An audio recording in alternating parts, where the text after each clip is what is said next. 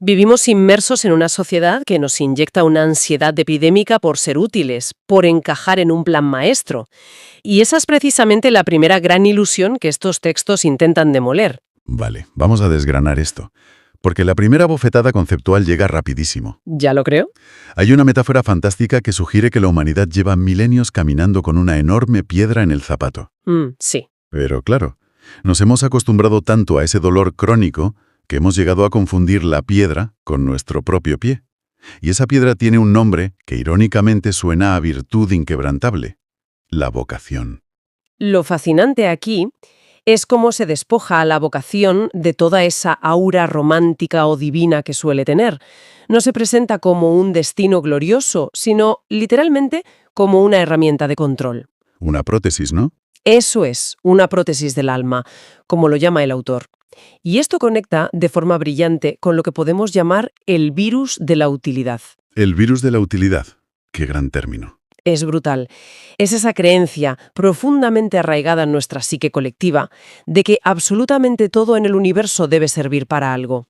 El ser humano, según esta visión, nace con una libertad tan vasta, tan inmensa, que le produce un terror paralizante. Claro, dar vértigo es poco. Imagínate, enfrentarse al abismo de tener que decidir cada minuto qué hacer con la propia existencia sin un guión previo. Da muchísimo miedo. Pero espera, voy a ser de abogado del diablo, un momento. Porque desde pequeños nos enseñan que tener una vocación es lo que da sentido a la vida. Sin ese propósito, sin ese algo a lo que aferrarnos, no caemos simplemente en el caos o en la apatía. Pues eso es lo que solemos pensar. Claro, porque iba a ser malo tener un faro que guíe nuestras decisiones. Porque esa es exactamente la trampa de la que advierte este enfoque. Ante ese pánico a la libertad absoluta que mencionaba, el individuo utiliza la vocación como un algoritmo externo. Es una forma de externalizar la responsabilidad de vivir. Ah, claro, le pasas el problema a otro. Exacto. Se le entregan las riendas a un sistema mayor, ya sea Dios, la tradición o, si lo traemos a la actualidad, el mercado y el éxito. De repente ya no tienes que angustiarte por qué hacer con tu vida, porque el sistema ya ha decidido por ti. Alivia la angustia, sí, pero a costa de tu soberanía. Me entiendo. En lugar de ser el autor de tu vida, te conviertes en un actor leyendo un guión que otro ha escrito. Y hay un ejemplo en el texto que ilustra esto de maravilla. El de la correspondencia, ¿verdad? Ese mismo. La correspondencia que mantenía Harrison Blake con el filósofo Henry David Thoreau. Se describe esa actitud de buscar constantemente una vocación como vivir en una ansiedad perpetua por acertar. Una angustia constante. Como si la vida entera fuera un examen sorpresa y uno estuviera sudando tinta en el pupitre, esperando que un gran jefe, llámese el Estado, el mercado o una deidad, baje con un bolígrafo rojo a poner un sobresaliente o un suspenso. Y el diagnóstico de vivir así es demoledor. Nos convertimos en asalariados del destino. Asalariados del destino. ¡Qué barbaridad de frase! Es que lo clava. Si uno cree que tiene una misión preestablecida y que su único trabajo en la Tierra es descubrirla y ejecutarla sin rechistar, automáticamente deja de ser el dueño de sus propios actos. Se convierte en un empleado. Literalmente. En el empleado de una idea. Pensemos en cómo se manifiesta hoy en día el virus de la utilidad. Alguien descubre que le encanta pintar acuarelas o hacer cerámica a los fines de semana. Sí, por puro placer. Eso es. ¿Y cuánto tarda su entorno en decirle que debería abrirse una tienda online y venderlas? Poquísimo. Inmediatamente, el placer puro se tiene que transformar en un modelo de negocio. Exacto. Pareciera que no tenemos permiso para simplemente disfrutar de algo inútil. Todo tiene que ser monetizado, optimizado o puesto al servicio de un propósito mayor. Y claro, si vives con esa ansiedad constante de estar buscando tu vocación y de ser permanentemente útil, te conviertes en la presa perfecta. En la presa perfecta para cualquiera que te ofrezca una respuesta fácil y estructurada. Totalmente. Y eso nos lleva de forma inevitable al andamiaje que sostiene todo esto, la obediencia. Porque si uno renuncia a decidir, alguien tiene que tomar el mando. En los textos se utiliza una metáfora histórica tremenda sobre las fábricas de la Revolución Industrial. Las de Robert Owen. Concretamente la de Robert Owen, sí. Owen era un pionero utópico. Quería mejorar las condiciones de sus trabajadores, darles educación, un entorno limpio. Todo muy bien intencionado. Sí, muy bonito. Pero al final del día, la estructura seguía basándose en una obediencia vertical. Y la conclusión que extrae el autor es tajante. El obrero que no cuestiona la arquitectura de esa fábrica idealista y el fiel que no cuestiona los mandatos de su líder espiritual están, en el fondo, compartiendo la misma celda mental. Es una analogía que iguala sin tapujos la sumisión laboral con la sumisión moral. Y si profundizamos en el porqué, vemos que la obediencia no es un simple acto de cortesía social. No, no lo es. Exige un peaje carísimo. Se renuncia a la soberanía individual a cambio de una falsa sensación de seguridad. Se introduce aquí un concepto que resulta brutal. El líder no es visto como un organizador necesario, sino como un ladrón de la percepción. Aquí es donde se pone muy interesante. Porque siempre hemos pensado en la obediencia como entregar nuestro tiempo o nuestro esfuerzo. Fichamos a las 8, salimos a las 5, entregamos esas horas. Pero esto va mucho más allá. Va directamente a la experiencia de vida. Se le entregan los sentidos.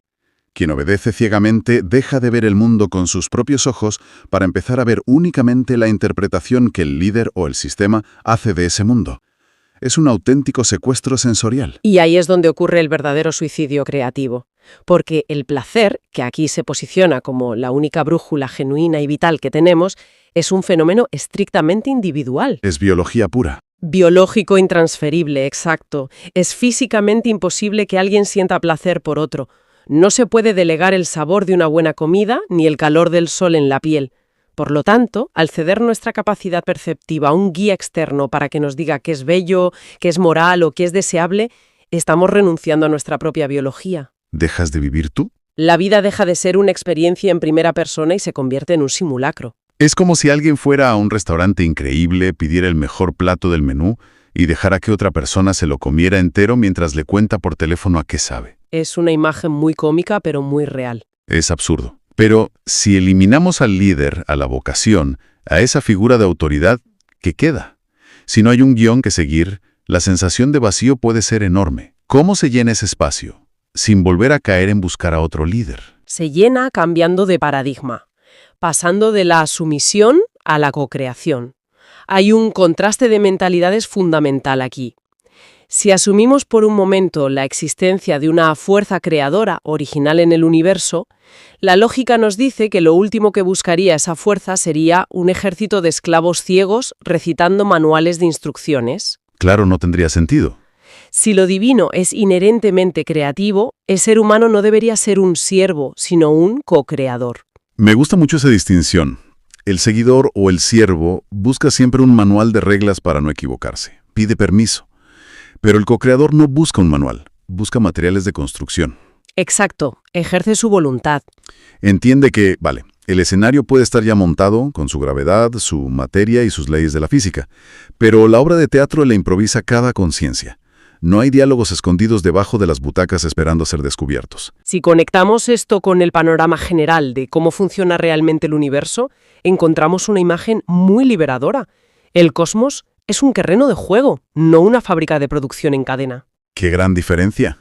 Esa idea de un dios o un estado que exige eficiencia constante, sumisión y productividad es proyectar nuestras ansiedades burocráticas en el universo.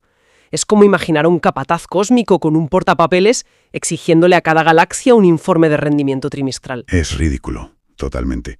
Imagínate a un agujero negro teniendo que justificar sus KPIs de absorción de materia. Es que un creador real no es un contable, es un artista del exceso.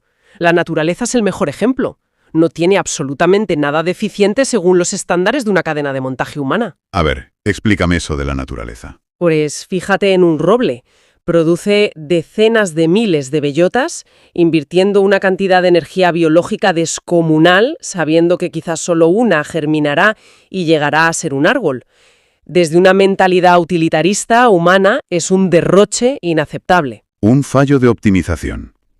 Pero desde la mentalidad del co-creador es puro placer vital. Es el juego de existir por existir. Intentar ser constantemente eficientes y útiles es tratarnos como engranajes, cuando en realidad la conciencia se parece mucho más a una explosión. Sí, una explosión de posibilidades. Me recuerda a lo que hablábamos antes de Thoreau. El único trabajo que de verdad importa es el que uno se inventa para ejercer su propia libertad. Y esa necesidad de inventarse a uno mismo choca de frente con las grandes preguntas existenciales que la sociedad nos presiona para responder. Preguntas de manual como ¿quién soy? O ¿qué debo hacer con mi vida? Bajo esta nueva óptica, esas preguntas no son profundas, son callejones sin salida. Callejones sin salida. Pero si son las preguntas que sostienen toda la industria del crecimiento personal y la filosofía tradicional, ¿por qué considerarlas un error? Porque nacen de lo que podríamos llamar el mito de la identidad fija. Se nos educa para creer que debemos ser algo concreto. Algo estático. Estático y permanente, exacto. Un ingeniero, un padre de familia ejemplar, un líder espiritual, un activista. Se concibe la identidad como un enorme bloque de mármol que hay que esculpir a cincel hasta que quede perfecto y una vez terminado ya no se puede alterar. Ya te quedas así para siempre. Pero la conciencia no es una roca inamovible. Es un flujo, un evento continuo. Cada vida es un destello de percepción que ocurre una sola vez en la inmensidad del espacio y el tiempo. A esto se le llama en el texto la arquitectura del destello. Hay una metáfora brutal para explicar ese intento de fijar la identidad. Dice que es como intentar embotellar el viento. Preciosa metáfora. Te pasas la vida corriendo con un frasco abierto. Logras atrapar una ráfaga, le pones la tapa de cristal y respiras aliviado pensando que ya está. Ya tienes tu vocación, ya sabes quién eres. Pero al mirar dentro del frasco, te das cuenta de que al ponerle la tapa has matado el movimiento. Ya no hay viento. Ya no tienes viento. Solo tienes aire viciado y estancado. Es una tragedia cotidiana. Y el principal culpable de ese aire estancado es la falacia de la utilidad o el efecto herramienta que mencionábamos al principio. La narrativa global nos ha convencido de que si una acción, un pensamiento o una persona no produce un beneficio tangible, no tiene derecho a existir. Hemos mercantilizado hasta la existencia. El tiempo vital se ha transformado en una simple divisa monetaria. Los líderes dictan en qué gastar esa divisa en el presente para ser productivos o cómo ahorrarla a través de sacrificios para gastarla en un supuesto paraíso futuro. Todo se reduce a una triste transacción contable. Sin embargo, cuando levantas la vista y miras el universo, toda esta visión mercantilista se desmorona. Las estrellas llevan ardiendo miles de millones de años sin ningún propósito laboral. No fichan a la entrada. No iluminan para ganarse un sueldo, claro. Los agujeros negros consumen sin tener hambre. El universo entero carece por completo de una agenda de productividad. Y por lo tanto, el placer genuino es en su esencia más pura, inherentemente inútil. Es inútil. No produce bienes, no genera méritos para el currículum, solo produce el hecho irrepetible de ser sentido en ese preciso instante. Y paradójicamente, al ser inútil para el mercado, ahí es donde reside toda su gloria y su verdadero valor revolucionario. Esto plantea una pregunta importante en términos prácticos. Si abandonamos el manual de instrucciones y la necesidad de ser útiles, ¿cómo interactuamos con el mundo de una forma nueva?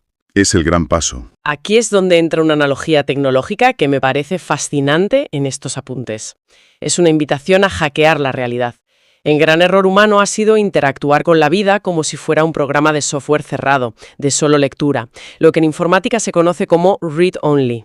Como cuando abres un documento PDF que está bloqueado y no puedes cambiar ni una coma. Solo puedes leer lo que otro ha escrito y aceptarlo. Exactamente. Hemos tratado al universo como un código inalterable. Pero la propuesta es que en realidad vivimos en un entorno de escritura total, un universo read-write. La existencia sería un inmenso software de código abierto. ¿De open source? Eso es. No está terminado, está esperando activamente a ser hackeado, modificado y expandido por nuestra propia voluntad y creatividad. Pero claro, dar ese paso da pánico. Si te dicen que el documento de tu vida está en blanco y que no hay corrector ortográfico, mucha gente prefiere volver al PDF bloqueado. Es más fácil. El ruido de las órdenes ajenas es reconfortante porque ahoga nuestra propia responsabilidad. Si sigues el guión de la obediencia, nunca tienes la culpa de nada. Pero al soltar todo eso, te enfrentas al silencio más absoluto.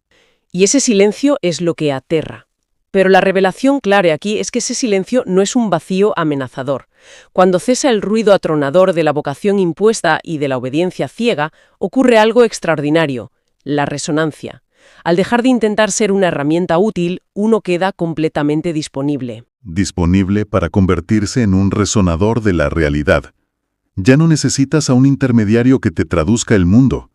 Tus propios sentidos, por fin liberados del filtro de lo que debería ser, se convierten en terminales directos conectados a esta red cósmica. Es una recuperación sensorial profunda. Ya no se trata de votar a un líder distinto, sino de recuperar la vista, el oído y el tacto. A esto se le denomina la rebelión de la alegría. Es abrazar la figura del sin oficio, alguien que rechaza categóricamente ser un arquitecto de identidades rígidas, de edificios de hormigón inmóviles que lo definan para siempre, y elige convertirse en un constructor de momentos. De momento, sí. El placer deja de ser la golosina que el líder te da cuando te portas bien. Se convierte en el estado por defecto de quien ha dejado de pedir permiso para existir. Entonces, ¿qué significa todo esto si tratamos de aterrizarlo? Toda esta inmersión es una llamada urgente a demoler las jaulas conceptuales en las que hemos crecido. Vivir no consiste en encajar perfectamente en los engranajes de la utilidad, ni en encontrar al guía perfecto que nos diga qué pensar. Se trata de asumir, con una valentía casi descarada, una soberanía creativa total. Y eso incluye dominar lo que podríamos llamar el placer de la desintegración. La verdadera libertad requiere la agilidad y la capacidad inmensa de desintegrar hoy a la persona que fuiste ayer. Dejar ir el pasado. Romper el molde de tus antiguas convicciones para poder crear algo completamente nuevo en este instante, sin arrastrar deudas con el pasado y sin estar encadenado a las promesas del futuro. Comprender, al fin y al cabo, que la solución nunca fue cruzar una línea de meta, sino disfrutar salvajemente del proceso continuo de transformar el barro en arte y el tiempo en puro placer sensorial. Una visión de la vida desnuda, operando directamente sobre la materia. Para cerrar este recorrido, este análisis a fondo, me gustaría dejar una pequeña idea flotando para quien nos escuche. Si asumiéramos por un momento que la utilidad no es más que un virus informático en nuestro sistema social, Que no es poco asumir. ¿Y si tuviéramos el permiso absoluto del universo para derrochar nuestro tiempo? Exactamente igual que ese roble que lanza miles de semillas al viento sin importarle lo más mínimo la eficiencia. ¿Cuál sería esa primera obra, esa primera acción completamente inútil, caprichosa y puramente placentera que alguien podría elegir crear hoy, única y exclusivamente por el gozo absoluto de presenciar la propia existencia? Es algo que verdaderamente merece la pena pensar. La soberanía creativa es la única salida. Durante milenios, la humanidad ha caminado con una piedra en el zapato que ha confundido con su propio pie. Esa piedra tiene dos nombres que suenan nobles, pero que esconden la misma trampa: la vocación de Dios y la obediencia a los líderes. Hemos sido educados para creer que somos piezas de un puzzle ajeno, buscadores de un guión ya escrito, cuando la realidad es que somos el pincel, la mano y el lienzo. Si aceptamos que el placer es la solución debemos aceptar primero que el placer es incompatible con la servidumbre. 1. La trampa de la vocación, el obrero espiritual. El concepto de vocación ha sido, históricamente, una de las herramientas de control más sutiles. Se nos dice que debemos descubrir qué es lo que Dios, la sociedad o el mercado quieren que hagamos. Este es el error de base, la búsqueda externa. Cuando alguien busca su vocación, se pone en una postura de rodillas. Espera una señal, un manual de instrucciones que le diga cómo gastar su tiempo de vida. Como le ocurría a Harrison Blake en su correspondencia con Thoreau, el buscador de vocaciones vive en una ansiedad constante por acertar, como si la vida fuera un examen que solo un gran jefe, Dios o el Estado, puede corregir. Esta mentalidad nos convierte en asalariados del destino. Si crees que tienes una misión preestablecida, dejas de ser el dueño de tus actos para convertirte en el empleado de una idea. 2. La obediencia como suicidio creativo. Desde la fábrica de Robert Owen hasta las jerarquías políticas actuales, el sistema se sostiene sobre una sola palabra: obediencia. Se nos ha enseñado que obedecer a un líder, a un jefe o a una guía moral es un signo de orden y virtud. Sin embargo, la obediencia es el mayor error de la especie. El que obedece no vive, simplemente ejecuta. El obrero que no cuestiona la estructura de la fábrica y el fiel que no cuestiona los mandatos de su Dios están en la misma celda. Ambos han renunciado a su soberanía a cambio de una falsa seguridad. La obediencia es la renuncia al placer de decidir, y sin ese placer, la vida se convierte en un simulacro. 3. El virus de la utilidad y la prótesis del alma. La vocación y el liderazgo son, en realidad, virus del lenguaje que nos impiden ver la abundancia de la realidad. Durante siglos, el pensamiento humano ha sido víctima de una infección conceptual, la creencia de que todo debe servir para algo. Esta utilidad se disfraza de vocación cuando es espiritual, y de productividad cuando es laboral, pero ambas nacen del mismo miedo, el miedo al vacío de ser, simplemente uno mismo. Desde una perspectiva técnica, la vocación es una prótesis. El ser humano nace con una libertad tan inmensa que le aterra, y para no enfrentarse al abismo de decidir cada minuto qué hacer, inventa la vocación como un algoritmo externo. Le entregas tus decisiones a un sistema, Dios, la tradición, el éxito, para que el sistema decida por ti. El error no es solo obedecer a un Dios, sino creer que necesitamos una razón para estar aquí. La existencia es un fin en sí misma, no un medio para lograr un objetivo divino o social. 4. El líder ladrón de la percepción. ¿Por qué existen los líderes? No por una necesidad de organización, sino por una atrofia de la percepción. El líder es aquel que le dice al grupo qué es lo que está viendo y qué debe sentir al respecto.